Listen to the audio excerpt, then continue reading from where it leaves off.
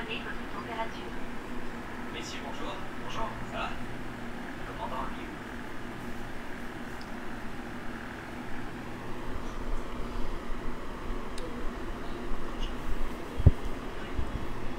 Bonsoir, très chers compatriotes gabonais. Bonsoir, très chers patriotes africains. Vous êtes à l'émission Atmosphère animée par Thierry Sam David Bakouma, le minotaure de la ville couchon, la voix des sans-voix, la cristallisation des aspirations légitimes du peuple souverain, frappé du sceau du savoir et l'onction de la faculté. Cerveau serveur divinement électrifié. Je fais ce direct en réponse à l'engagement d'une certaine jeunesse africaine. Engagement d'une certaine jeunesse africaine. Et particulièrement la jeunesse gabonaise. La jeunesse gabonaise a été marquée par son passé historique. De 1990 en 2025, cela fait plus de 35 ans d'apprentissage démocratique. Je dis bien 35 ans d'apprentissage démocratique. Mais la jeunesse gabonaise est restée presque la même. Une jeunesse caractérisée par l'atomique, par la passée, par le clientélisme, par l'exclusion et la marginalisation. Omar Bongo Ondimba était l'un des plus jeunes présidents africains à l'âge de 32 ans. Omar Bongo Ondimba n'avait aucun passé historique. Il n'était pas le fils d'un ancien président. Il n'était pas le fils d'un inspecteur de postes et télécommunications. Il n'était pas le fils d'un ingénieur. Il n'était pas le fils d'un ministre. Mais Omar Bongo Ondimba est parvenu à se hisser au sommet de l'État à l'âge de 32 ans. Bien 32 ans.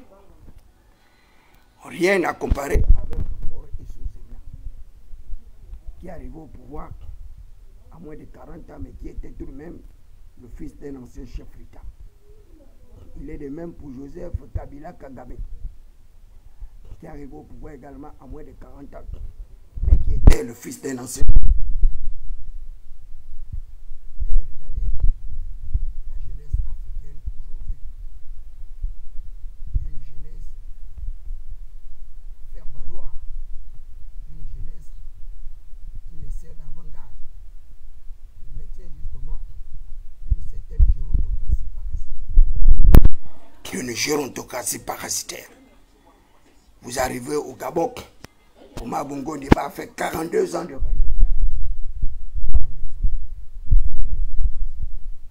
Vous arrivez au Togo, vous avez 38 ans de règne de gouvernance. Vous allez au Cameroun, Paul Biya, plus de 43 ans de règne de gouvernance. En Guinée équatoriale, plus de 43 ans de règne de gouvernance. Vous arrivez au Tchad, plus de 42 ans de règne de gouvernance. Idriss Déby Itno, remplacé par son propre-fils. Au Congo Brazzaville, plus de 42 ans de règne de gouvernance. Et cas comme ça, je pourrais les multiplier jusqu'à l'infini. Où est la jeunesse africaine? Où est l'élite africaine? Où est la jeunesse gabonaise? Ceux-là qui se gargarisent d'être jeunes à partir de 18 ans à 40 ans. Parce que l'âge requis au Parti démocratique gabonais, où on considère les gens comme la jeunesse, c'est de 18 ans à 40 ans. Où est la jeunesse du Parti démocratique?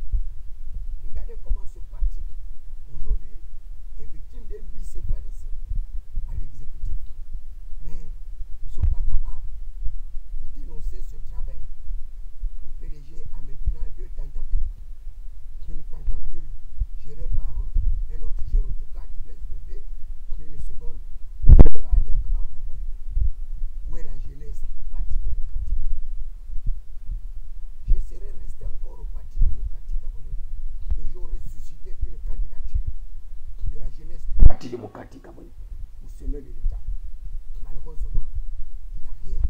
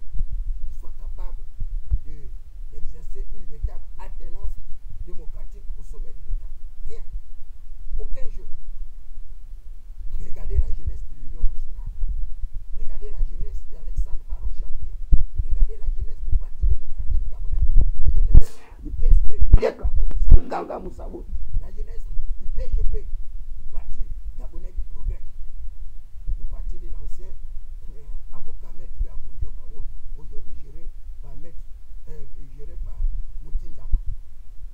C'est incroyable, c'est vraiment pitoyable. Lorsque je vois cette jeunesse comme ça, être baladée à tout vent de doctrine, cette jeunesse qui sert aujourd'hui de faire valoir une jeunesse qui se borne à porter les t-shirts, les effigies des candidats. À quel moment les gens vont porter vos propres effigies? Vous arrivez à soutenir une gérontocratie parasitaire qui étouffe le peuple comme une chape de plomb. Une jeunesse incapable de lutter contre l'oligarchie, lutter contre la bourgeoisie plutocratique émergente. Une jeunesse incapable de lutter contre les tutorats, les protectorats, la malgouvernance. Et tu les vois dans les stades, en train d'être trimballés partout pour aller signer des alliances, des accords factices, des alliances et des accords qui ne vous donneront jamais aucun profit, aucune plus-value, aucune rentabilité. Je vous le dis, moi David Gakouma, je suis un soutien du chef d'État. Je suis loin d'être jeune, j'ai plus de 50 ans. Mais je ne vais pas adhérer à toutes vos bêtises. Je ne vais pas signer un papier d'adhésion à quoi que ce soit. Je ne le ferai pas. Parce que je refuse de m'inféoder. Je refuse de m'inféoder. Je n'ai pas créé la jeunesse insoumise pour être insoumis à de fausses doctrines, des fausses philosophies, des personnes qui ne veulent pas que la jeunesse puisse également faire prévaloir son leadership, sa capacité de pouvoir également impulser une autre dynamique de transformation des cartouches de nos villes et villages. Regardez, c'est la même jeunesse qui joue les esprits guéris. Une jeunesse qui se vend à moindre coût, une jeunesse qui se vend très moins cher pendant les processus électoraux. Après, c'est cette même jeunesse qui va se plaindre. Vous allez vous plaindre du chômage, vous allez vous plaindre de l'exclusion, vous allez vous plaindre de la malgouvernance. Une jeunesse plaintive, une jeunesse plaintive, une jeunesse prostituée, dévergondée. C'est impensable. Comment un processus électoral qui nous a soit dit permis de sortir de 56 ans de gouvernance chaotique, de gouvernance égocentrique, de personnification, de personnalisation, idéalisation du pouvoir, et que ce soit cette même jeunesse qui veut reconduire les mêmes stéréotypes, les mêmes actes manqués. C'est incroyable. C'est impensable. Vous êtes quel genre de jeunesse?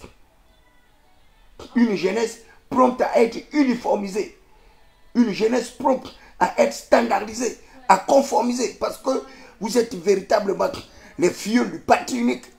Ce parti monolithique que nous avons rejeté. Mais rien, vous voulez encore nous ramener là-dedans, à pieds joints. C'est inimaginable. Et la jeunesse des quartiers malfamés, elle est encore pire que la jeunesse des quartiers hyper. Regardez dans toutes leurs manifestations. C'est les jeunes de Kindele, les Dragons, d'Avia, les Tchibichot, etc. Ce sont eux qui constituent justement leur armée de réserve politique. Et on les balade partout. On les met dans les cantères pour aller voter à Chibanga, à Makoko, à Lebamba, à Mbiro. On les met, voilà, ils sont comparables à ce que disait Maïla. Un bétail votant. Un bétail votant. Aucune alternative pour cette jeunesse-là.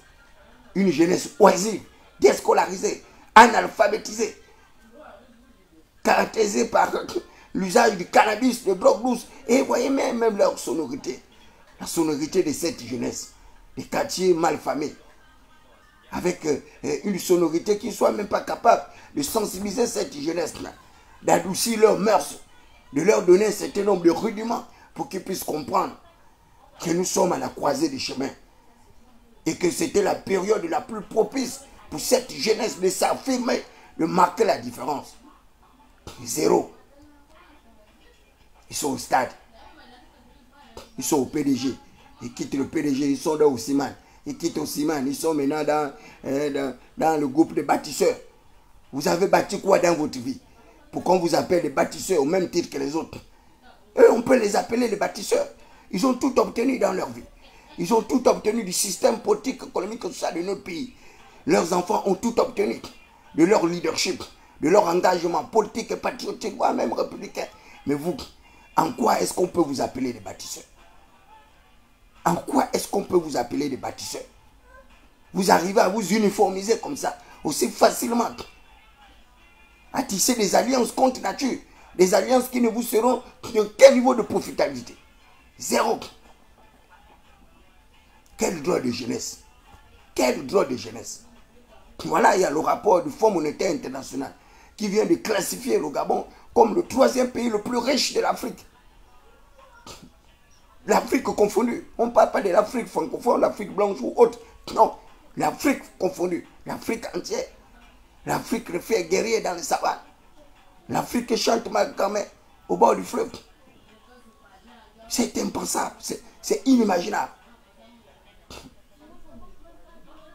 23 candidats au départ, avec 4 candidats à l'arrivée. 4 candidats.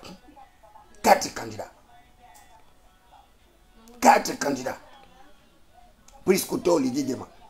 Ancien garde-corps d'Omar Bongo Liba. Ancien garde-corps d'Ali Bongo Liba. Commandant en chef de la garde républicaine. Candidat. Alain-Claude Biebinze. Ancien premier ministre, chef du gouvernement. 20 ans ministre de manière successive. Alain-Claude Biebinze. PDGiste. Docteur Iloko. Un autre mercantiliste épicurien. Sans base électorale. Et une personnalité politique qui n'a jamais pu être même conseiller départemental.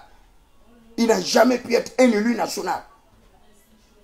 Il n'a jamais été député. Il n'a jamais été sénateur. Le docteur Iloko.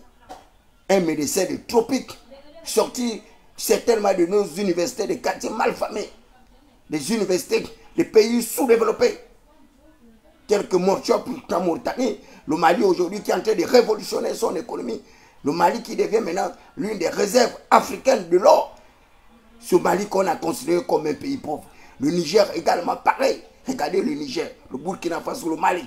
Ceux-là qui étaient considérés comme des pays pauvres. Mais leur attenance au sommet d'État qui était bloqué, récupéré par les forces de défense et de sécurité, apporte la preuve, l'évidence de leur capacité d'arriver à manager ces différents États, à lutter contre la France métropolitaine, cette France esclavagiste et négrière qui suscite des dictatures au sein des pays africains.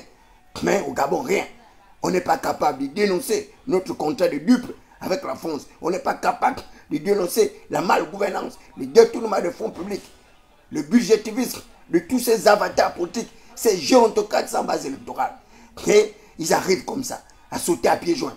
Lorsque vous voyez Jean-François Toutou-Méman, l'idéologue du Parti démocratique gabonais, celui qui parle de la régression du système politique, économique, social de notre pays, ce système que lui-même il a rejeté.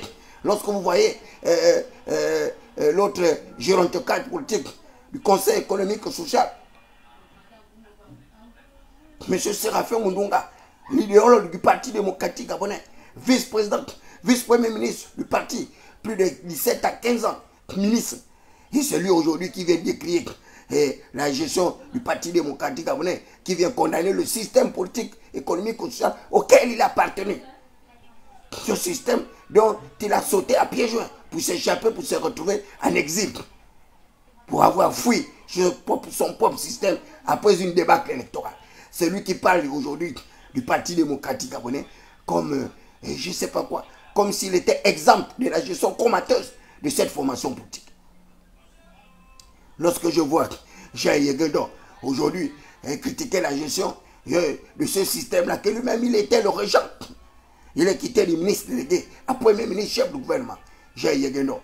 Nous allions faire des campagnes ensemble avec Jacques Alieno, avec Méditil, directeur de cabinet privé du chef de l'État, avec le professeur Ngomobian.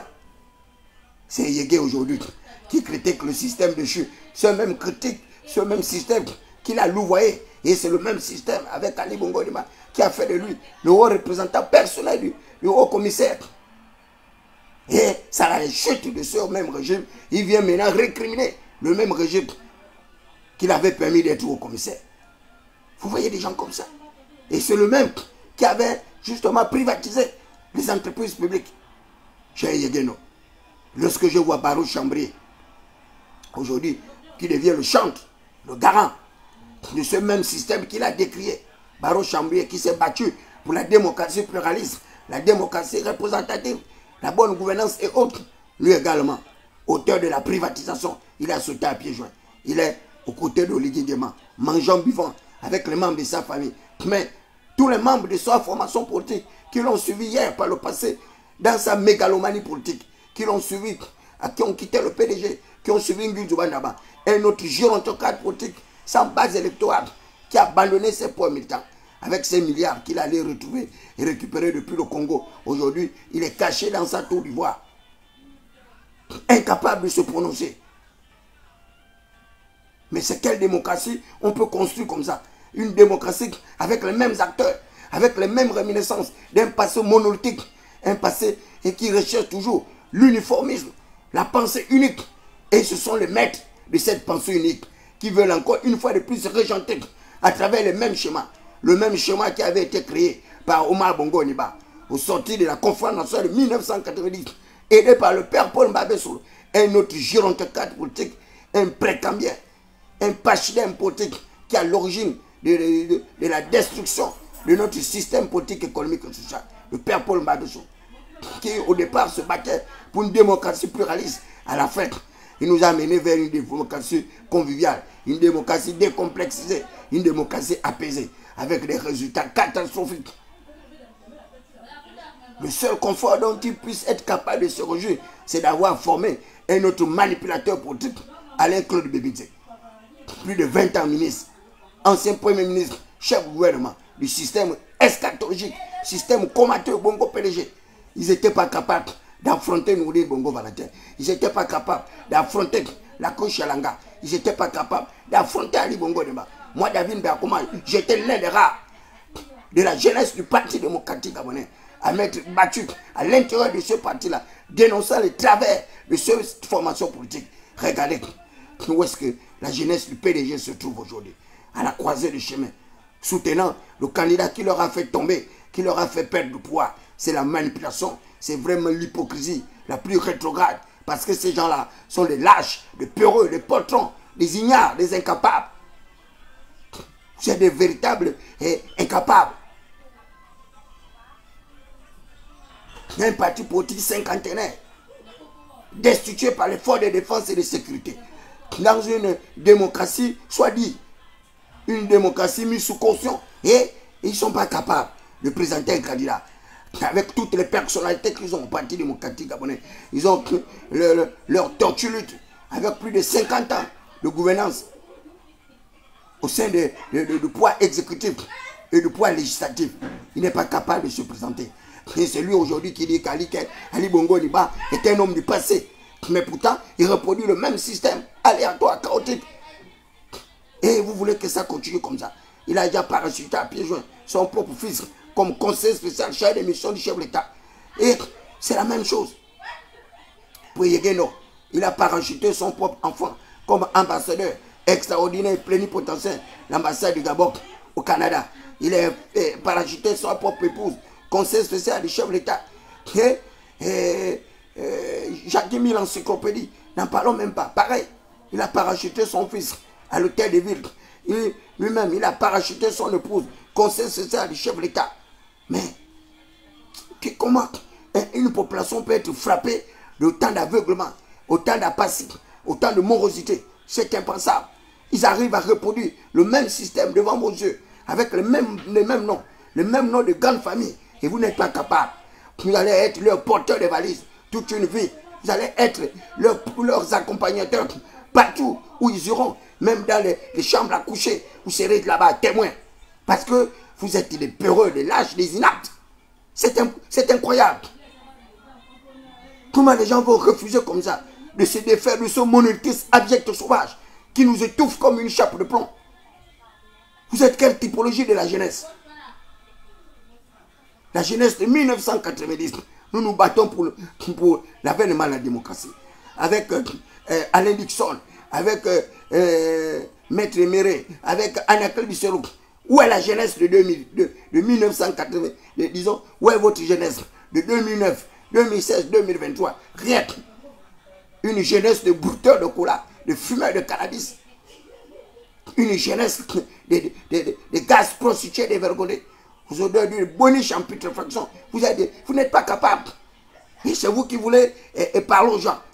Vous n'êtes pas capable d'engager des débats contradictoires publics. Regardez une autre jeunesse qui est venue justement de l'Hexagone, de la Turquie, des États-Unis, des individus qui sont venus sans aucun état de service.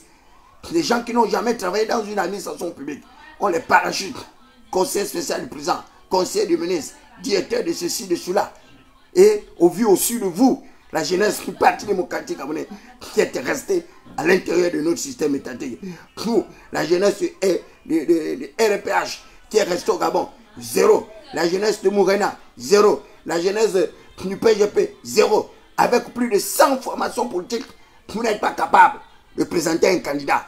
Et vous sautez à pieds joints comme des prostituées, des misérables, en train de crier Oligui, oye, oye, oye. Vous êtes des véritables personnalités infectes, indignes. Et vous faites honte à vos propres familles.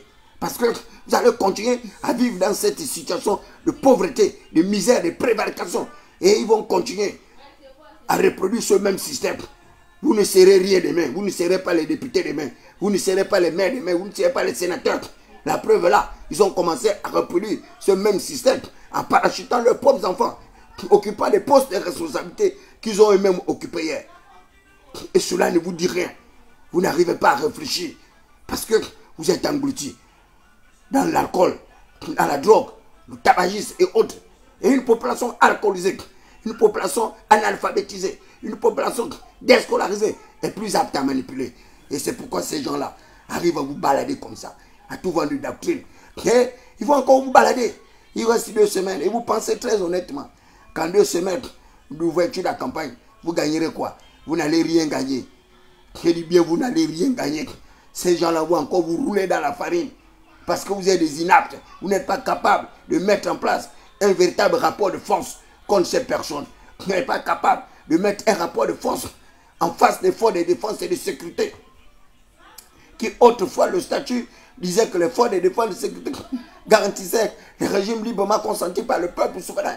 Ces forces de défense et de sécurité qui étaient insérées dans la norme juridique. Aujourd'hui, ces forces de défense et de sécurité sont capables d'occuper vos propres emplois, les emplois publics, mais tout en occupant les emplois militaires. Et vous n'êtes pas capable d'engager également un rapport de force pour arriver justement à ne pas vous dépersonnaliser, pour arriver à ne pas perdre également le minimum de privilèges qui sont les vôtres. Zéro. C'est incroyable. Et on se retrouve dans une élection présidentielle au sortir d'une transition sans aucun candidat. Il n'y a rien, il n'y a pas de candidat. Il n'y a aucun candidat pour constituer une alternative devant Brice Koto Oligui Nguema. Aucun candidat.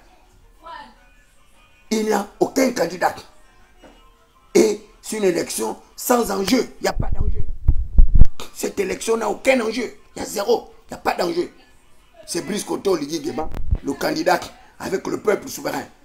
Ce peuple qu'il a appelé de toutes les villes et villages, de toutes les contrées. Malheureusement, c'est une véritable désillusion à laquelle nous allons une fois de plus assister. Malgré le taux d'abstentionnisme élevé, lorsque nous avons écrit notre constitution, le code électoral, mais ces gens-là n'ont rien à foutre de vous. Et vous préférez comme ça, vous désengager. Vous préférez comme ça, vous désintéresser de la vie publique de votre pays, de la vie de votre propre nation. Parce que certainement vous êtes des binationaux, des triples nationalités. Et vous savez, notre pays en rechange, où vous allez partir lorsque ce pays va crépiter, lorsque ce pays va catapulter. Comment les gens vont être aussi stupides, bêtes, ignares et ignorants? C'est maintenant une jeunesse oisive, justement des pays industrialisés, qui arrivent à faire la campagne du chef de l'État, voyager en première classe, qui vont aller sensibiliser les gens au Sénégal, au Maroc, en Afrique du Sud, en France, etc. Et vous, la jeunesse qui était restée au pays, qui n'avait pas insulté Oligui, qui n'avait pas insulté Ali Bongo Ondimba, vous êtes des simples accompagnateurs. Et eux, ils ont tout obtenu. Ils ont l'argent, ils ont les voitures, ils ont les titres honorifiques, les titres nominatifs. C'était parmi eux Non, ils ne savent même pas lire, encore moins écrire, rien. Ils ne connaissent même pas l'administration. Et c'est à peine qu'ils découvrent l'administration. Ils ont sauté à pieds jaunes à travers les décrets présidentiels. En pleine transition, ils se retrouvent comme ça, au sommet de l'administration publique, mangeant et buvant. Et vous, vous êtes là, en train de les acclamer, en train de les applaudir, en train d'aller signer des accords, des alliances, sans niveau de profitabilité. Et demain, vous allez vous plaindre. Demain, c'est encore vous qu'on va envoyer en belligérant pour se battre avec d'autres frères des quartiers malfamés. Parce que eux également, à la veille de chaque scrutin, il faut qu'il y ait des morts. Et on va encore vous tuer gratuitement. Vous êtes mort en 2009 pour Mbaba. Vous êtes mort en 2016 pour Jean-Pingo Koka. Vous êtes mort en vous allez encore mourir en 2025 là, pour une gargotine Beverly. Parce que vous êtes des jeunes sans avenir, des jeunes inconscients. Je dis bien des jeunes sans avenir, des jeunes inconscients. Voilà les activistes qui sont, même en France, ces activistes-là, sans emploi, sans aucun niveau de profitabilité, des pays industrialisés où ils avaient tous les couverts. Ils avaient toute la possibilité de pouvoir mieux scolariser, avoir des meilleurs diplômes. Ils sont rentrés à pieds joints. Certains sans papier, sans diplôme, sans rien. Et ils ont été parachutés comme ça, au sommet de l'État. Après avoir insulté Brice Koto, le traité de tous les noms d'oiseaux. Là, ils sont en première classe. Et vous êtes là. Hasta la victoria siempre. Es la hora de hacer la fiesta. La hora de hacer la fiesta. Vous allez faire la fête toute l'éternité. Mais vous n'aurez rien. Vous ne serez jamais compté parmi des gens qui auraient constitué une véritable alternative dans ce pays-là. Et c'est triste, c'est dommage, c'est regrettable. Quel gâchis. Avec autant de milliards gaspillés dans une conférence, dans un semblant de dialogue national, inclusif ou exclusif, avec autant d'argent gaspillé pour mettre en place un code électoral, pour mettre en place une constitution qui, au lieu de favoriser la compétition électorale, la saine émulation, on nous entraîne vers l'uniformisme, vers la standardisation de la pensée. Et quelle pensée? La pensée monolithique. La pensée monolithique. Avec un même régime, avec un même refrain, avec une même sonorité, avec une même danse. Le kunabilisme rétrograde. Le kunabilisme rétrograde s'est transformé même en kunabilisme pro-max. Un kunabilisme multiplié, plus, avec les mêmes acteurs à la manœuvre. Les mêmes acteurs à la manœuvre. Un kunabilisme sans perspective, qui ne peut partager d'événements. Un kunabilisme sans incidence. Pour les leaders de quartiers malfamés, soit dit des leaders sous-intégrés. Et vous les voyez là. Oh, je suis président de la coordination de PK. Oh, je suis président de ceci, de cela. N'importe quoi. Vous êtes président de rien. Je dis bien, vous êtes président de rien du tout. Vous êtes des inaptes. Vous êtes des inaptes. Vous n'êtes pas capable de faire comme les jeunes, les autres jeunes au Sénégal. On a vu Sonko, un jeune leader des quartiers malfamés. Un petit maire de sa ville, Zigancho. Il est quitté de maire à premier ministre chef du gouvernement. À partir de ces rudes batailles, il s'est battu seul contre un système archaïque, un système rétrograde sénégalais. Un système basé sur la confiscation des leviers institutionnels du pouvoir. Sonko a dit non à la dictature. Il a dit non à l'autocratisme. Il a dit non à l'impérialisme. Il a dit non au despotisme, au népotisme. Aujourd'hui, le premier ministre chef du gouvernement au Sénégal, avec un chef d'État villageois sorti des campagnes, grâce au leadership de Sonko, il s'est comme ça à la fonction présidentielle. Parce que le peuple était avec Sonko. Le peuple était avec Sonko. Les deux se retrouvent aujourd'hui au sein de l'exécutif du pouvoir sénégalais. Ils ont vaincu la bourgeoisie sénégalaise. Ils ont vaincu l'autocratisme sénégalais. Ils ont vaincu l'impérialisme sénégalais. Ils ont vaincu le despotisme sénégalais. Ils ont vaincu l'aristocratie sénégalaise. Ils ont vaincu la gérontocratie sénégalaise. Ils sont au sommet, au Sénégal. Et le Sénégal devient une référence en matière démocratique, en matière d'alternance au pouvoir, d'alternance au sommet de l'État. Le Sénégal devient une référence. Regardez la Côte d'Ivoire. 2 jeunes qui se sont levés. Guillaume Sonko, un étudiant, même pas en fin de cycle. Il est quitté d'étudiant. Il est devenu président de l'Assemblée nationale, premier ministre, chef du gouvernement. Voilà.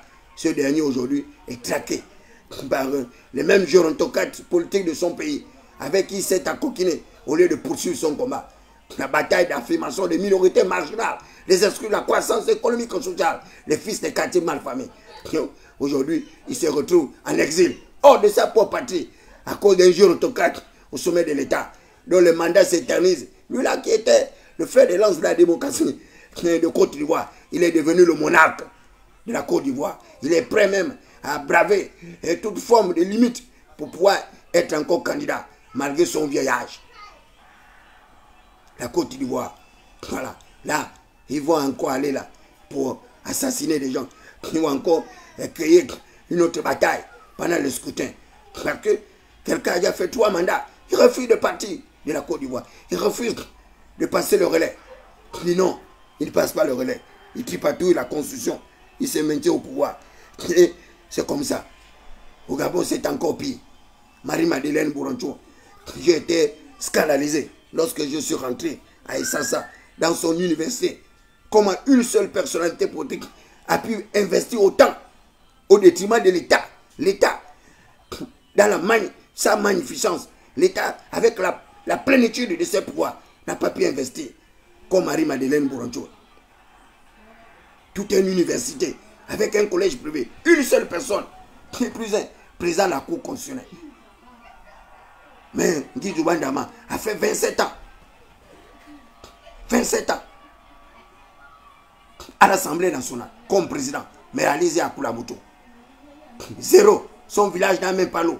Son village n'a même pas d'électricité. Il n'y a pas de dispensaire. Il n'y a rien.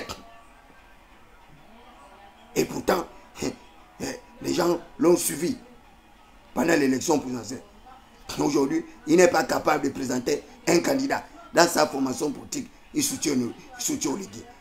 Mais vous soutenez Oligui parce que c'est le même système que vous voulez reproduire. Mais alors que vos intérêts sont protégés, les intérêts de Marie-Madeleine Bourancho n'ont pas été menacés. Son propre fils, Andjoua, qui était directeur général du budget, voilà, il était parachuté. Directeur général de la concurrence et consommation. Et là, j'apprends d'ailleurs qu'ils sont allés brûler, justement, les preuves de leur détournement de fonds. Obligés d'aller brûler une partie du bâtiment du ministère des budgets. Quand on vous dit que ces gens-là sont des mercenaires politiques, ce sont des budgétivores. Là, c'est pour brûler les preuves. Puisque recours est en train de les mettre à nu. Comment ils arrivent à détourner des milliards de francs CFA avec les mêmes noms, les noms de même famille. Ils arrivent à prendre l'argent, même avec les noms des décédés. Où est le rapport maintenant de la task force? Le rapport est où de la task force? Où est le rapport de la task force sur l'État synergie avec ces 54 héritiers? Mais c'est vraiment lamentable. C'est triste et regrettable. Mais que vous le voulez ou pas, blaguez bien. Les bongos sont aux aguets. Les bongos sont aux aguets. Vous serez victime d'une autre désillusion. Les bongos sont aux aguets. Vous allez vous retrouver un bon matin avec un autre bongo à la tête de l'État. Et c'est là que vous allez pleurer toute votre vie. Parce que on a eu une occasion comme ça de véritablement mettre fin à un système de monarchisation du pouvoir. Mais vous avez encore tenu à maintenir ce système-là. Parce que vous êtes nés dans la servitude. Vous êtes des véritables fils d'esclaves. Si Marie-Madeleine Bourancho a pu construire toute une université à elle seule, qu'est-ce qu'il n'aurait pas pu faire Raouri? Que n'aurait pas pu faire Guy Bandama? Que n'aurait pas pu faire les 52 héritiers? Denis Sassou Nguesso, Omar Bongo, Denis Omar Bongo ou Sassou Nguesso, quoi que c'est. Son université où au Gabon? Son lycée privé où au Gabon? 0. Mais il a investi chez lui, au Congo. Mais au Gabon, il n'est pas capable d'investir. Les seuls investissements, c'est ce que sa mère a laissé, avec son père. Ces investissements sont où? Où sont les investissements des 54 héritiers, les bongos? Où sont vos universités? Où sont vos collèges, vos dispensaires privés? Rien. Vous n'avez pas été capable. Mais Marie-Madeleine Boiranchon a apporté la preuve qu'il était possible de construire les universités. Tout un État n'est pas capable de construire l'université au Mabongo. Mais un individu arrive à construire toute une université privée. Avec des montants de 3 à 4 millions, 2 à 3 millions de francs CFA par étudiant. Où est-ce qu'un membre de la famille, la belle de cochon, va trouver 3 à 4 millions pour aller mendier la connaissance à l'université de Marie-Madeleine Boiranchon? Où est-ce qu'il va trouver ça? 2 ou 3 millions. Où est-ce qu'il va trouver? Où est-ce qu'un fils de quartier mal famille va trouver l'argent pour aller s'inscrire au lycée de Marie-Madeleine Boiranchon? Pourquoi vous êtes stupide comme ça, vous ne réfléchissez pas? Vos parents étaient pauvres, vous-même, vous n'avez rien. Et vous allez encore entraîner vos pauvres enfants dans la mendicité. La mendicité. Le port des effigies, des t-shirts, des casquettes, des banderoles, alors que vous n'avez rien gagné. Vous allez dire, mais toi-même tu portes les t-shirts, mais vous pensez que moi je n'ai rien gagné. Je porte le t-shirt de Ligingema, vous êtes sûr que moi je n'ai rien gagné. Vous êtes sûr que moi je n'ai rien gagné. Et que si je n'avais rien gagné, je devais faire votre Kounabélis. Vous me voyez, j'ai fait le même Kounabélis que vous.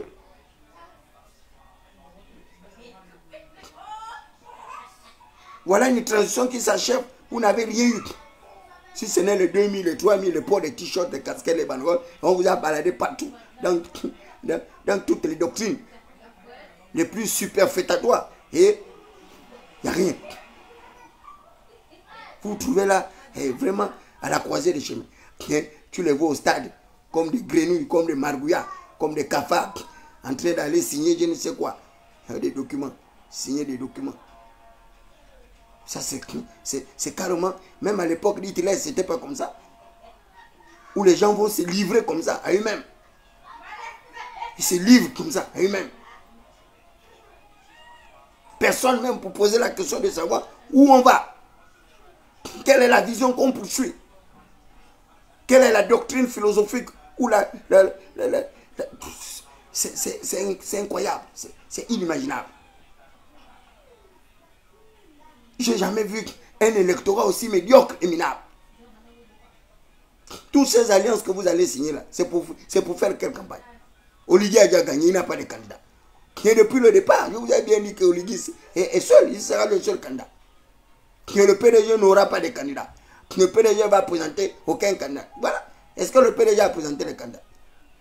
En quoi c'est que je vous avais dit, ai-je menti? Donc, vous allez aller avec vos associations. Bon, certainement vous cherchez le frais électoral. Donc, les subsides, la même mendicité. Parce que, moi je vois bien, les informations viennent me trouver. Les leaders de ces formations politiques, nombreux ont pris des centaines de millions, une fois de plus au palais, pour aller organiser leur congrès. Un parti comme l'Union nationale. L'Union nationale, un parti de l'opposition radicale. Ma tante Ponette, elle n'a plus de candidats. Ils ont inféodé toute la jeunesse de l'Union nationale pour les suivre dans leurs dérèglements, dans leurs illusions. Il n'y a pas de candidats. Donc, tout le monde soutient Oligui Nguema. Mais si tout le monde soutient Oligui Nguema, mais ça sert à quoi d'aller en campagne? Ça sert à quoi toutes vos esprits guerriers là, tout ce que vous êtes en train de faire là? C'est semblant d'organisation, c'est pour faire quoi? Le même scénario vous avez fait pendant le référendum. Les gens ont pris l'argent cadeau, l'argent de l'État, avec des taux d'abstention très élevés. Mais les taux d'abstention pour la présidentielle, ça va être pire. C'est ça que vous ne savez pas. Ça va être pire. Et la communauté internationale va venir superviser des élections qui n'existent même pas. Et là, ce n'est pas moi qui le dis. C'est un des communicants de Brice Koto Oligui Nguema, ce compatriote camerounais, avec son timbre langagé, son timbre vocal, grâce à son expertise depuis le Cameroun, il a pu se frayer un chemin à la présidence de la République gabonaise. Et c'est ce jeune compatriote camerounais qui dénonçait déjà hier l'Union africaine parce qu'elle n'était pas favorable à la candidature de Brice Koto Oligui Nguema. Mais Et c'est un compatriote gabonais qui allait déposer plainte là-bas à l'Union africaine. L'Union africaine qui combat le coup d'État militaire. Mais c'est cette même Union africaine qui a laissé perpétrer la monarchie du pouvoir, la monarchie du droit divin, du pouvoir du côté du Tchad. L'Union africaine a laissé le fils d'Idriss Déby Itno, un autre putschiste, au sommet de l'État. Et il s'est déjà autoproclamé maréchal. Comme son père était maréchal, lui aussi, il s'est autoproclamé maréchal. Qu'est-ce que l'Union africaine a fait? Zéro. Voilà le Rwanda qui est en train d'assassiner au vu au su de tout le monde le grand Congo. Le Congo de Mobutu Seko Wabazanga. Le Congo, le léopard est devenu une gazelle, une antilope broyée par un petit pays comme le Rwanda. Où est-ce que l'Union africaine? Qu'est-ce que l'Union africaine a fait? Aucune organisation. L'Union africaine a organisé les troupes pour aller les déloger là-bas. Zéro. Et c'est un Gabonais qui va brader le principe de l'autodétermination, le principe des droits des peuples à disposer d'eux-mêmes. Lui-même, il voit bien au Gabon que tous les Gabonais ont consenti à être obéis par Brice Koto. Il va quand même porter plainte pour bloquer la volonté populaire. Et il assoit cette volonté-là avec un traité international non ratifié par le corps législatif gabonais. Quelle est la valeur d'un traité non ratifié? En quoi un traité non ratifié peut avoir le caractère exécutoire? En quoi un traité non ratifié peut avoir la force de l'autorité jugée? Zéro. Mais l'Union africaine condamne les autorités gabonaises. L'Union africaine n'accepte pas la candidature de Brice Koto Ligidema. Mais tout le monde le savait que l'Union africaine n'allait pas accepter la candidature de Brice Koto Ligidema. Mais cela fait quoi qui? Cela déchante qui? Moi, j'ai vu même un ami à moi, lorsque je l'ai envoyé le document, justement, de l'Union africaine qui refusait la candidature de Brice Koto Ligidema. Et lui également, il a dit comment? Qu'on s'en fout, on s'en fiche. L'Union africaine apporte quoi à l'État gabonais? Si ce n'est l'État gabonais qui dépense de l'argent à travers toutes ces organisations sans un niveau de profitabilité pour le peuple gabonais. Et vous pensez que le Gabonais aujourd'hui, il est encore dans vos élections? Que les élections aient lieu ou pas, les Gabonais s'en fichent. Ils ont déjà tourné la page. Ils sont passés à autre chose. Les Gabonais ont tourné la page. Si vous ne le savez pas, on est passé à autre chose. C'est vous qui attendez la victoire de Brice Koto Ligidema pour continuer à dire oye, oye, oye. Mais nous, on a dépassé ce stade-là. Nous, on réfléchit déjà l'après. Vous êtes encore dans la transition. Nous, on est déjà hors de la transition. Vous réfléchissez sur les élections locales et législatives alors qu'ils ont déjà mis leurs parents. Alors actuellement, ils savent déjà qui sera maire de l'État de ville. Ils savent qui sera déjà maire de Lovendo. Ils savent qui sera maire d'Akanda. Ils savent. Mais on dirait que vous ne connaissez pas ce système-là, comment il fonctionne. Mais vous allez continuer à jouer le second rôle. Vous allez continuer à jouer le second rôle. Mais eux, ils vont continuer à gravir les échelons. Là, avec l'argent qu'ils ont, ils vont envoyer leurs enfants apprendre en France, apprendre aux États-Unis, apprendre à la Sorbonne, avec ça, ils auront les diplômes et ils vont encore venir vous diaiser. Voilà. Qui aurait cru comme une Ndoumba, un sexagénaire ménopausé retraité, pouvait être encore PCA au fin d'investissement stratégique gabonais?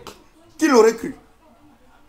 Et il était là caché, vivant en Afrique du Sud.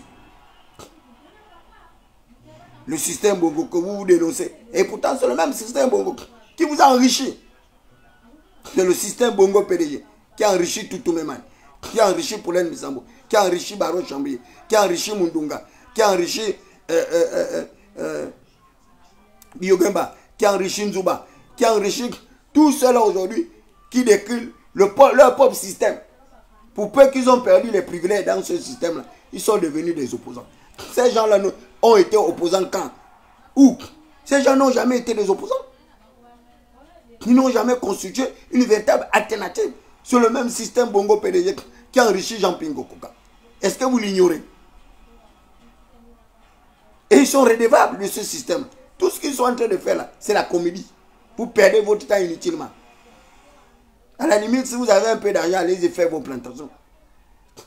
Allez faire vos plantations. Allez-y faire votre clando. Comme moi, j'ai fait mon clando avec la voiture. Collègue de m'a donné.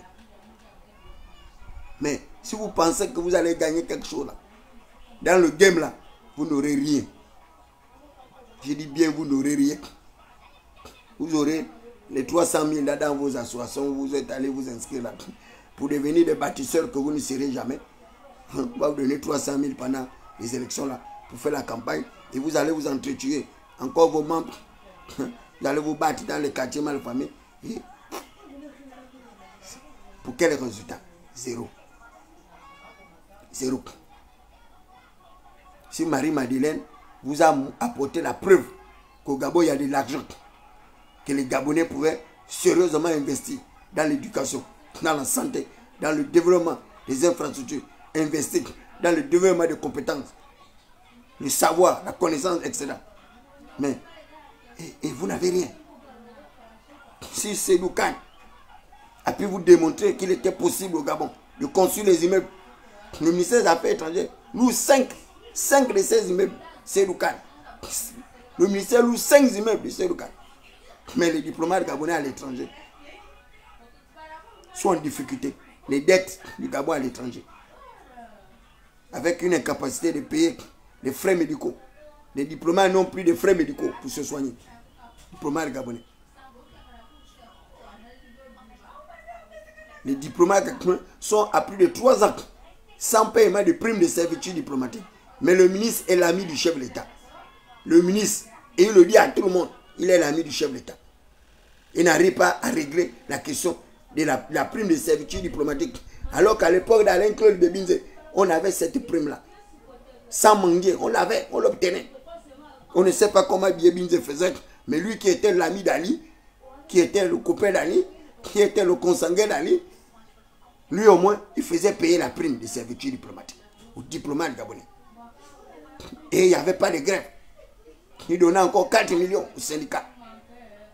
Il a donné même un bureau au syndicat. Il a doté le syndicat des appareils, des ordinateurs. Donc, ceux qui étaient syndicats se concentraient à faire leur syndicalisme. Mais regardez, les syndicalistes de Mwanda Mounana sont menacés même des radiations, des effectifs de leur corporation. Entre-temps, dans la Constitution, ils ont admis le droit de grève. Ils ont admis l'action syndicale. Mais ils ont encore encadré, codifié, pour une fois de plus, et créer des pesanteurs dans l'action syndicale. Vous voulez gréver, il faut que vous ayez l'autorisation du ministère de l'Intérieur.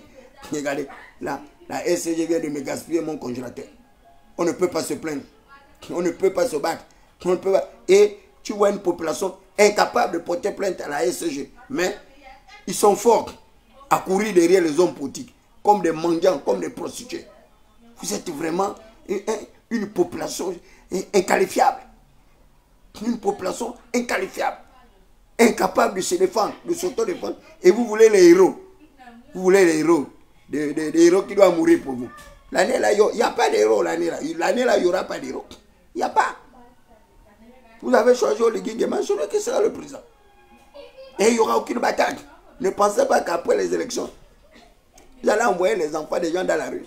Sauf les gens qui n'ont pas, qui ne comprennent pas tout ce que vous êtes en train de faire.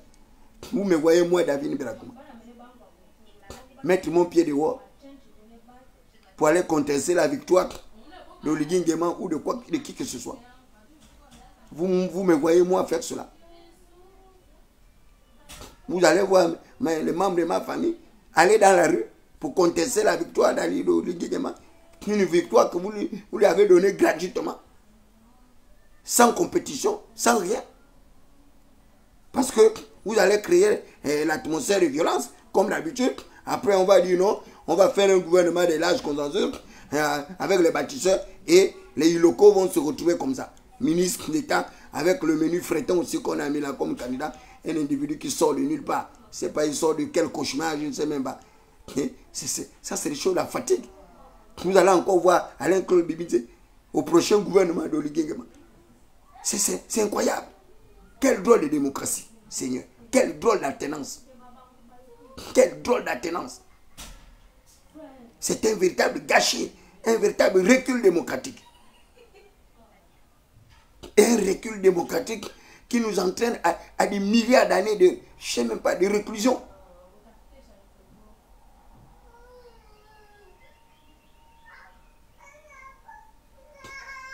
Voilà. Les gens qui soutiennent l'action de l'Église, ils ne sont pas capables d'aller défendre leur autonomisation, leur autodétermination auprès des organismes internationaux. On les envoie aller discuter avec les étudiants. Mais allez-y à l'Union africaine. C'est là-bas il faut aller défendre la candidature de l'Église. Ce n'est pas auprès du Sénégal ou quoi. Hein? Les Mboumpins, comment on appelle ça, l'insolent impoli là, parfait, les autres là, machin. Allez-y à l'Union africaine, allez-y défendre la candidature de l'Église là-bas. Mais nous attendons, dès qu'Oligui va gagner là, vous allez aller défendre les sanctions de l'Union africaine. C'est de ça qu'il s'agit. Il faut vous préparer. Voilà un pays qui manque de tout. Il n'y a pas d'experts, en rien du tout. Mais pourtant, Oligui a des experts en droit là-bas. Il a des magistrats là-bas, il a des juges, il a des hauts gradés de notre administration judiciaire. Et ces gens-là ne sont pas capables de défendre le chef d'État. Et c'est vous qui applaudissez, chantez les cantiques, les louanges, jour et nuit, pour une élection qui n'existe pas, pour une compétition qui n'existe pas. Où est la compétition? Oligui Nguema n'est nullement en compétition. On va distribuer les gens juste l'argent pour faire cette comédie-là, cette parade d'élection. C'est incroyable. J'ai jamais vu une population de misérables comme ça de ma vie. Jamais. J'ai vu une population aussi misérable.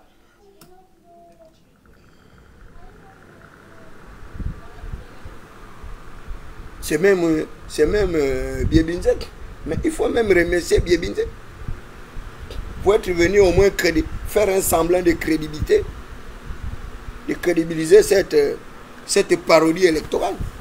Ça, ce n'est pas des élections. C'est la première fois où on va avoir une élection présidentielle sans aucun enjeu majeur.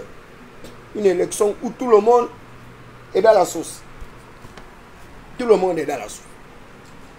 Les intérêts des nantis ont été préservés avec leurs enfants. Et c'est les intérêts de tout un système qui a été préservé. Le même système Bongo PDG, dont ils ont incarné hier, dont ils incarnent toujours, puisqu'ils se battent pour la préservation de ce même système, et ils arrivent à vouloir tromper les gens. Vous allez tromper des gens qui ne vous connaissent pas. Ce n'est pas un type comme David Biakuma que vous allez contribuer à tromper. Vous êtes tous des pharisiens, des sadducéens, des mercantilistes épicuriens, mais non. Vous êtes des trompeurs. Vous êtes des trompeurs, des véritables phylactères et cloptères politiques comme ça, sans base électorale. Vous êtes là, vous empêchez l'alternance, vous empêchez la démocratie de s'exercer librement, vous empêchez les Gabonais de vivre parce que vous êtes les seuls à vivre dans l'opulence et la luxure avec les membres de vos familles. Et c'est des pauvres types comme les David Biakuma que vous allez appeler, aller signer des alliances, des bâtisseurs au stade, au gymnase. Vous me voyez bien. Allez signer des documents comme ça là, pour m'inféoder à vous. On n'est pas ensemble. On n'est pas ensemble. Nous soutenons tous Brice Oligui Nguema, mais nous ne soutenons pas tous de la même manière. Si vous avez choisi de vous clochardiser, de vous uniformiser avec ces gens, c'est votre problème. Moi, vous me voyez bien. Allez m'associer à des sorciers comme ça. Allez m'associer à des PDG que moi-même j'ai longtemps averti, ils n'ont pas écouté. Vous me voyez bien, allez m'acoquiner avec Blaise Rumbek, allez m'acoquiner avec Baro Chambrier, allez m'acoquiner avec Paulette Missambo, allez m'acoquiner avec mon petit frère, Kevin Zirou, qui n'a jamais été même un simple conseiller municipal dans sa vie, avec un parti politique sans aucun élu. Et moi, David Biakuma, je vais aller comme ça sauter à pieds joints, aller dire à Kevin Duro que moi je suis le président actif de la jeunesse insoumise du Gabon et que moi je rentre dans les bâtisseurs. Moi je suis bâtisseur en quoi? Que j'ai déjà construit un studio dans ma vie ou bien j'ai déjà construit une maison dans ma vie pour me faire appeler bâtisseur. C'est bien pour vous. Allez-y, allez-y bâtir. Allez-y bâtir. Bâtissez vos immeubles, vos je ne sais pas quoi, vos palais et autres. C'est bien pour vous. Moi, je dis qu'il y a la noblesse dans la pauvreté. Voilà. Moi, il n'y a personne qui va me désanoblir. Personne ne va me désanoblir. Il n'y a personne qui va me dépouiller. Personne. Pharaon avait reçu à dépouiller Moïse. Il a dit à toute l'armée égyptienne de dépouiller Moïse. Il a dit effacez le nom de Moïse de toutes les stèles, de tous les obélix, de tous les monuments. Pharaon, qui était le père de Moïse, par emprunt, par défaut, il a dit effacez le nom de Moïse et la mémoire de tous les autres humains. Moïse, qui est devenu le libérateur du peuple hébreu, un peuple caractérisé par l'esclavage, caractérisé par la misère, la pauvreté. Mais Moïse avait refusé d'être appelé le fils de Pharaon. Parce que dès que Moïse avait reconnu sa génétique moléculaire, son patriotisme s'est exercé. Et il a décidé de combattre l'armée de Pharaon. Et le Seigneur l'a accompagné dans ce combat. Mais vous menez des batailles dont vous n'êtes pas accompagné. Vous pensez que le Dieu du Gabon peut vous accompagner dans des batailles inexistantes. Vous battez pour votre propre famille, vous battez pour votre propre développement. Et vous abandonnez le peuple comme ça. Un peuple qui a soif de justice, un peuple qui a soif d'alternance, un peuple qui a soif de connaissance. Et vous allez vous livrer comme ça, là, aussi facilement. Mais c'est bien pour vous. Du courage et bonne chance à vous les bâtisseurs. Je dis bien bonne chance à vous les bâtisseurs. Moi, David Béakouma, je ne suis pas bâtisseur. Hein? Je ne suis pas avec vous. Et je ne suis pas de vous. Donc, allez-y bâtir. Faites vos alliances. Moi, je ne fais pas partie de vos effectifs de bâtisseurs. Voilà. Je soutiendrai Brice Koto Liguingema de ma manière. Le jour du vote, j'irai voter pour lui avec les membres de ma famille. Je le soutiens comme je le fais. Tout à l'heure, là, je vais prendre ma voiture. Je vais aller une fois de plus filmer là où il a mis le béton un peu partout dans nos quartiers. C'est tout ce que je peux faire. Mais dire que je vais m'inféoder à vous, jamais je vais le faire. Je ne peux pas me conformiser. Je ne peux pas me standardiser. Parce que Omar Bongo Niba avait commencé comme ça, avec le parti unique. Il avait commencé comme ça. Il a pris le père Paul Mbabé Solo. Il a dit à Mbabé Solo d'aller annoncer le rassemblement social du peuple gabonais. RSDG ou quoi là, quelque chose comme ça là. Dès que les gens ont vu que, oh, le type là veut nous amener vers le parti unique, tout le monde a enlevé le corps. Mais Mbabé Solo, Omar le savait. Ils ont dit non, c'est un laboratoire. C'est un laboratoire qui va nous permettre de nous préparer pour aller vers la démocratie. Parce qu'ils savent ce que c'est que la démocratie. Regardez tous ces peuples africains. Regardez tous les dirigeants africains. Ils sont réfractaires à la démocratie. Ils sont réfractaires. Ils sont réfractaires à la démocratie. Aucun dirigeant africain n'a accepté la démocratie. Je dis bien aucun. Tous sont réfractaires à la démocratie. Mais pourtant, ils voient bien que la démocratie s'exercer en France. Ils voient bien. Mais aujourd'hui, ils veulent épouser l'autocratisme du pouvoir. Ils veulent épouser la dictature du pouvoir. Parce que pour eux, c'est la dictature qui entraîne le développement infrastructurel. Mais ils ne se préoccupent pas du développement humain. Regardez la Guinée équatoriale. Le fils du chef d'État se balade avec une voiture de 8 milliards ou 10 milliards. Et il a des centaines de véhicules comme ça, en termes de milliards. Et pourtant, ce n'est pas tous les Guinéens qui arrivent à vivre dans l'opulence ou dans la luxure. Ce n'est pas tous les Guinéens. Au Congo, c'est pareil. C'est pareil. Ces gens-là n'ont pas pitié de la population. j'aurais été comme Junior Bongo.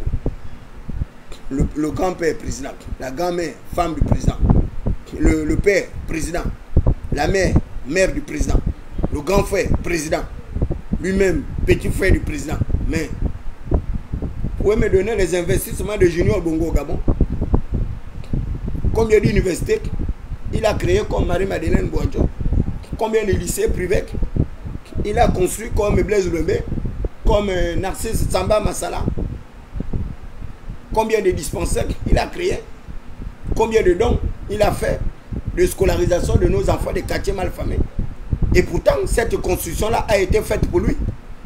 Lorsqu'on a supprimé dans les conditions d'éligibilité à la fonction présidentielle, on a dit qu'il faut seulement être d'un seul parent gabonais. Vous pensez qu'on a fait ça pour qui? C'est pour Junior qu'on a fait cette constitution-là, si vous ne le savez pas. C'est pour Junior que cette constitution-là a été établie. Et c'est pour Junior que même la charte de la transition avait été établie. Dès lors que eux-mêmes, leur propre charte de la transition, excluaient même Brice Koto Ligui-Nguema de la conquête du pouvoir. Ils se sont ravisés.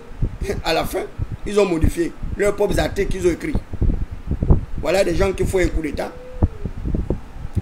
anticonstitutionnel, mais ils excluent leur propre détenteur du pouvoir. Celui-là qu'eux-mêmes ils sont allés chercher pour être le président de la République. Ils ont mis que pour être candidat à l'élection présidentielle, il faut n'avoir pas appartenu aux organes de la transition. Mais c'est les mêmes qui ont encore fait en sorte que Brice Koto Ligui-Nguema appartienne aux organes de la transition. Non seulement en sa qualité de président de la République, chef de l'État, il fait partie d'un organe d'attention, les organes exécutifs d'ailleurs d'attention, le sommet de l'État. Au mieux encore, il y a encore un autre poste du ministre de la Défense et ministre de l'Intérieur. Et pourtant, ces gens-là savaient très bien que ces postes étaient incompatibles avec les conditions d'éligibilité inhérentes à sa candidature au sommet de l'État. Bon, vous voyez des gens comme ça. Vous pensez que ces gens-là sont sérieux? Les propres concepteurs de la transition, ils ont écrit une transition contre Brice Koto Ligui-Nguema. Ils ont encore écrit une charte de la transition contre Ligui-Nguema. Ils ont écrit une constitution contre Ligui-Nguema. Une constitution qui s'exécute à géométrie variable. Alors qu'ils connaissent bien les caractéristiques de la règle de droit, la généralité de la règle de droit. Ils arrivent à valider une constitution par voie référendaire. Ils le savent que le référendum, c'est la norme la plus élevée. Voilà, une constitution élue par référendum, mais dont l'exécution est à géométrie variable. Donc, une partie de la constitution a un effet suspensif, et cet effet suspensif n'aura d'exécutabilité qu'après l'élection présidentielle. Mais dans cette même constitution, il y a déjà des situations exceptionnelles concernant les conditions d'éligibilité à la fonction présidentielle. Bon, et vous pensez que ces gens-là sont des juristes? Ces gens-là sont des juristes. C'est un cours de première année de droit. Les caractéristiques de la règle de droit, sa généralité, son impersonnalité et la sanction. Bon, voilà les gens. Et ils sont allés là. Ils ne sont pas arrêtés là. Ils ont encore pondu un code électoral avec les mêmes réminiscences du PDG. Où pour être candidat, il faut avoir démissionné 6 mois avant. Là, ils ont réduit 6 mois, ils ont mis à 4 mois. Pour permettre à tous les badauds là qui démissionnent de toutes les formations politiques d'être les prochains candidats. Et ils ont déjà couru, sauter à pieds joints pour faire partie des bâtisseurs parce que ce seront eux les candidats. Dans les bâtisseurs, ils vont bénéficier de l'argent public, ils vont bénéficier justement de l'accompagnement de Brice Koto Ligui-Nguema et ils seront encore les députés. Voilà des gens qui étaient députés au Parti démocratique gabonais pendant 10 ans, 15 ans, 20 ans. Voilà. Ils ont sauté à pieds joints, ils sont maintenant chez les bâtisseurs avec Oligui. Ils seront encore candidats là-bas. En quoi est-ce que nous sommes arrivés au changement? Où est le changement? Le changement est où? À chaque conseil des ministres, Ils nomment les leurs. On nomme les leurs. Les mêmes pédagogistes. On les nomme conseillers par-ci, conseillers par-là. Ils ont les 4, 5, 6 millions. Et nous, les fils des prolétaires, on n'a droit à rien. Certains parmi nous, ils n'ont même pas les papiers. Bobi Sangobi, il n'y a pas les papiers. Il n'y a pas les papiers, Bissangobi. Voilà des gens qui ont fait 5 ans, 10 ans, 15 ans, 20 ans en France, 10 ans en Turquie, ou 15 ans quoi. Rien. Moi, je crois que ces gens-là allaient avoir des doctorats en médecine, des doctorats en droit, des doctorats en sociologie, en géographie, en que sais-je, en nouvelles technologies, l'information, la communication. Il n'y a rien. Ils n'ont pas les papiers, Bissangobi. Il n'y a pas les papiers. Comment les gens peuvent faire 15 ans, 20 ans aux États-Unis, ils viennent au Gabon avec une simple valise. Vous voyez bien que quelqu'un a fait 20 ans aux États-Unis et il quitte les États-Unis pour rentrer au Gabon, pour venir prendre un salaire de 2 millions, 3 millions, et vous pensez que ce type-là a les papiers. Bissangobi, il n'y a pas les papiers. Tu ne peux pas quitter les États-Unis où tu as fait 20 ans pour venir au Gabon, pour occuper un petit poste où tu vas avoir 2 millions par mois, c'est faux. C'est que là-bas, tu n'étais rien. Puisque là-bas, c'est le dollar qui part. Pire encore en France. En France, c'est l'euro. Un franc CFA vaut 650 francs, euros. Mais quelqu'un a fait 20 ans, 10 ans, 15 ans en France. Il avait pour simple métier le téléphone, pour faire les directs, pour inciter les autorités politiques, administratives de notre pays. Ils ont incité au Liguingema. Ils l'ont traité de tous les noms. Jusqu'à traiter au Liguingema des situations que je ne peux même pas sortir. Mais Oligui Nguema leur a pardonné. Ils sont maintenant conseillers. Oligui Nguema leur a nommé. Ils sont maintenant directeurs. Mais nous qui n'avons pas insulté Oligui Nguema, on n'a rien. Donc c'est même un malheur pour nous de n'avoir pas insulté le chef d'État. Nous, on n'a droit à rien. Eux, ils ont droit à manger avec leur famille. Ils ont droit aux nominations avec les membres de leur famille et avec les leaders de leur formation politique. Et ils ont sauté à pieds joints comme ça. Quelqu'un qui était de la France, on ne sait pas son profil qualificatif. Pouf! Conseiller technique du ministre du Commerce. Conseiller technique du ministre du Commerce. Avec un salaire forfaitaire de plus de 2 millions de francs CFA. Mais vous avez des administrateurs économiques et financiers. Des administrateurs civiques, diplômés de l'ENA. Au Gabon, qui n'ont même pas 900 000 francs par mois. Qui n'ont même pas 1 million par mois. Vous avez des professeurs d'université qui n'ont pas les 2 millions là par mois. Mais on donne ça à quelqu'un qui est venu de France après avoir insulté le système. C'est quel genre d'encouragement ça? C'est quel genre d'encouragement? C'est impensable. Là, ils font les captures d'écran. Vous pouvez aller dire tout ce que vous racontez au chef d'État. Ça, c'est votre problème. Même les pauvres collaborateurs du chef d'État arrivent à rouler les gens. Ils arrivent à voler l'argent des gens. Vous allez dire quoi au chef d'État? Que le chef d'État ne me connaît pas. Il ne sait pas que ces collaborateurs m'ont roulé. Qu'ils ont volé mon argent de QG. Ils ont volé mes chaises, mes tantes, mes sonos, mes caméras, mes caméscopes. Parce que le chef d'État ne le sait pas. Pour que vous dites que oh, Thierry maintenant a changé de côté. Moi j'étais d'abord avec vous. Vous pouvez me dire à quel moment nous avons été ensemble? Dites-moi à quel moment nous avons été ensemble. Vous m'avez vu que moi je suis de votre acabit. Que moi on peut m'instrumentaliser. Vous pouvez m'embrigader. Vous pouvez m'embrigader. Moi David Berakouma. C'est vous qui ne savez pas qu'il y a la noblesse dans la pauvreté. Si vous êtes capable de vous déculoter, faire n'importe quoi de votre vie, c'est votre problème. Moi, je sais où je vais, je sais ce que j'ai fait de ma vie. Donc, on n'est pas ensemble.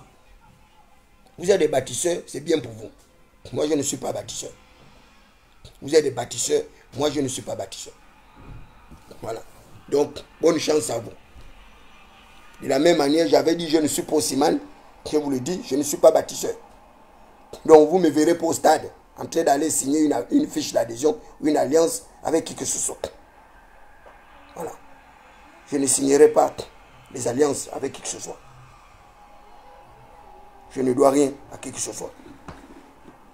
Je ne dois rien à qui que ce soit. Ma reconnaissance vis-à-vis d'Oligui Nguema, je l'exprime déjà de plusieurs manières. Donc je ne vais pas aller m'inféoder à travers les gens qui ont trahi le pays, qui ont trahi la nation, qui ont trahi la patrie, qui ont trahi leur propre conviction. Je ne veux pas m'associer à ces gens-là. Je ne veux pas m'associer à eux. Voilà. De peur que ces gens-là arrivent à me corrompre. Parce que les mauvaises compagnies corrompent les bonnes mœurs. Les mauvaises compagnies corrompent les bonnes mœurs. Ce ne sont pas les opportunités qui m'ont manqué. Je dis bien, ce ne sont pas les opportunités qui m'ont manqué. Pendant l'ère d'Ali Bongo Ndimba, ou pendant l'ère d'Omar Bongo Ndimba. Si Ali Bongo Ndimba arrivait à me donner 4 millions pendant la bonne année, c'est pas vous qui pensez que Olivier allait faire autrement. Voilà. Donc, vous m'avez roulé, c'est bien pour vous. Parce que vous êtes puissant, vous êtes le collaborateur du chef d'État, vous ne respectez pas les ordres, les orientations du chef d'État, eh bien c'est bien pour vous. C'est bien pour vous. Soyez les bâtisseurs. Allez-y bâtir, construisez vos villes, vos villages, c'est bien pour vous. Voilà. Laissez-moi dans mon coin, dans ma misère, ma pauvreté. Voilà. À bon attendeur, salut comme disent les autres. Donc, vous pouvez faire vos captures d'écran, allez raconter ce que vous voulez bien raconter.